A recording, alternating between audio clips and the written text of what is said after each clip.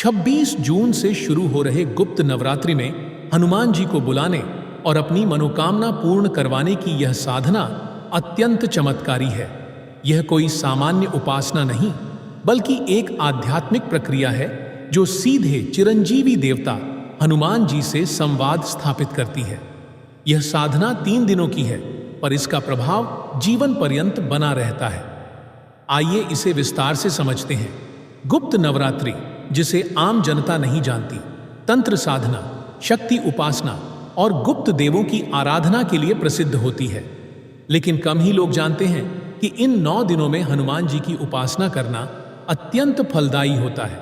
क्योंकि ये नवरात्रि पूर्ण रूप से साधकों की होती है, इसमें की गई पूजा बहुत तीव्र और प्रभावशाली होती है। हनुमान जी स्वयं शक्ति के पुंज हैं और मां जगदम्बा के भक्त हैं।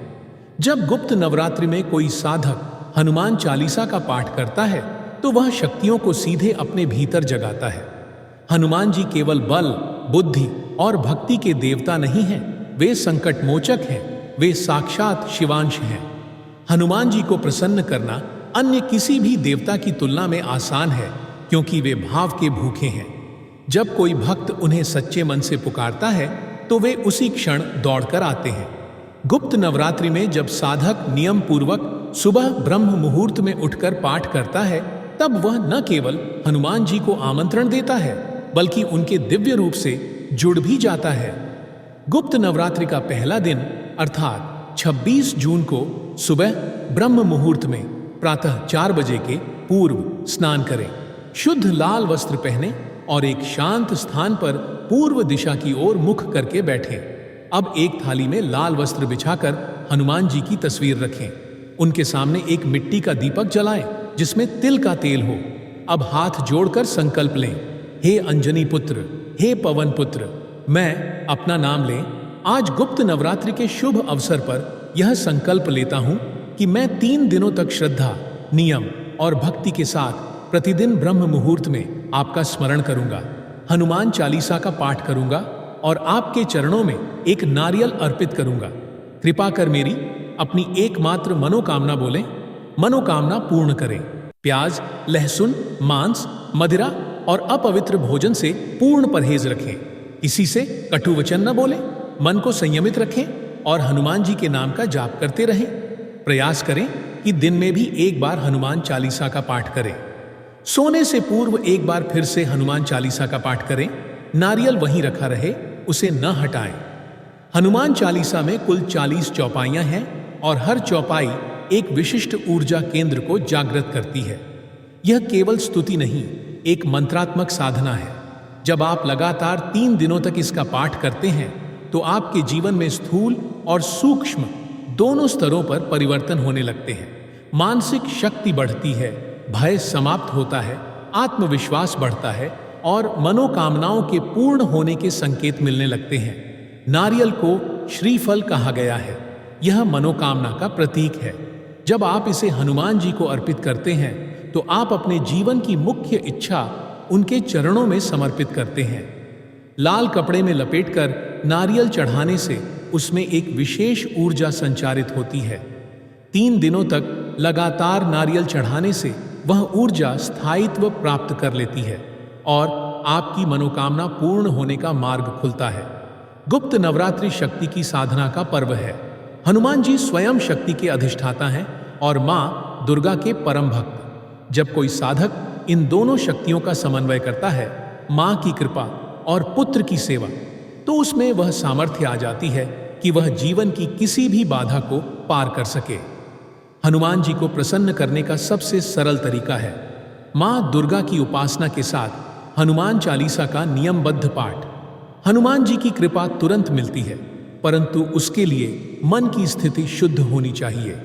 अगर साधक का मन चंचल है, स्वार्थ से भरा है या वह सिर्फ प्रयोग करने के लिए साधना कर रहा है तो प्रभाव क्षीण होता है।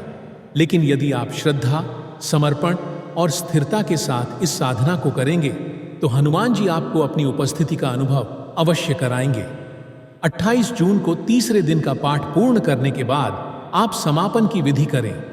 3 दिन के नारियलों को एक लाल कपड़े में बांध लें। पाठ के पश्चात दीपक के सामने बैठकर हाथ जोड़ें। हनुमान जी से प्रार्थना करें, हे श्री राम के दूत, हे संकट मोचन, मैंने 3 दिनों तक श्रद्धा से यह साधना की, कृपया इसे स्वीकार करें और मेरी मनोकामना पूर्ण करें। अब वह नारियल हनुमान मंदिर में जाकर अर्पित करें। यदि मंदिर न जा सकें तो पीपल या वट वृक्ष के नीचे रख दें। वहीं एक दीपक जलाकर 3 परिक्रमा करें और हनुमान जी से आशीर्वाद लें। जब कोई साधक श्रद्धा और नियम पूर्वक इस साधना को पूर्ण करता है तो उसे कुछ विशेष आध्यात्मिक अनुभव होते हैं जो संकेत करते हैं कि हनुमान जी ने उसकी साधना स्वीकार कर ली है। सबसे पहले स्वप्न में हनुमान जी के दर्शन हो सकते हैं। कभी वे बाल रूप में, कभी युद्ध रूप में या कभी सिर्फ उनकी गदा या चरण दिखाई दे सकते हैं। यह स्वप्न संकेत होता है कि वे आपके जीवन में सक्रिय हो चुके हैं। कई बार किसी लाल वस्त्रधारी व्यक्ति का अचानक सामने आना या रास्ते में बंदर का दिखना, यह भी हनुमान जी की उपस्थिति के संकेत होते हैं। ये अनुभव केवल दृश्य नहीं होते, बल्कि इनसे एक भीतर की ऊर्जा तरंग उठती है जो साधक को भीतर से आश्वस्त करती है। साधना पूरी होने के कुछ ही दिनों के भीतर यदि आपका कोई अटका कार्य एकदम से बनने लगे या कोई बड़ी बाधा स्वयं दूर हो जाए तो समझिए कि यह उसी साधना का प्रभाव है। इसके अतिरिक्त साधना समाप्ति के बाद साधक के भीतर एक गहरी शांति और आत्मबल का जागरण होता है। ऐसा अनुभव होता है कि जैसे कोई अदृश्य शक्ति हमेशा आपके साथ चल रही है, मार्गदर्शन कर रही है। यह सभी संकेत स्पष्ट रूप से दर्शाते हैं कि हनुमान जी ने कार्य प्रारंभ कर दिया है और अब आपकी मनोकामना पूर्ण होने की दिशा में बढ़ रही है। इस साधना को आप भविष्य में भी हर गुप्त नवरात्रि में या किसी विशेष मंगलवार से शुरू करके कर सकते हैं। यह उन लोगों के लिए विशेष रूप से उपयोगी है जिन्हें विवाह में विलंब हो रहा हो, नौकरी या व्यवसाय में रुकावट हो, कोई कोर्ट केस चल रहा हो, शत्रु बाधा या नजर दोष हो, मानसिक तनाव, अवसाद या आत्मविश्वास की कमी हो।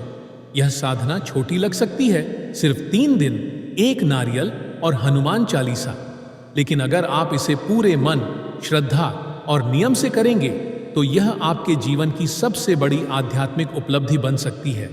26 जून से आरंभ कीजिए। ब्रह्म मुहूर्त में उठिए और हनुमान जी को प्रेम से बुलाइए। प्रिय भक्तों, आपको यह वीडियो कैसा लगा हमें कमेंट में जरूर बताएं। अगर आप हनुमान जी महाराज के सच्चे भक्त हैं, उनका प्रेम, आशीर्वाद और कृपा पाना चाहते हैं और चाहते हैं कि हनुमान जी का आपके घर में वास हो, तो जल्दी से इस वीडियो को लाइक करें और आपके अपने YouTube चैनल बालाजी सरकार को सब्सक्राइब करें। साथ ही कमेंट बॉक्स में जय हनुमान जी महाराज जरूर लिखें। जय मां दुर्गा, जय श्री राम, जय बजरंग बली।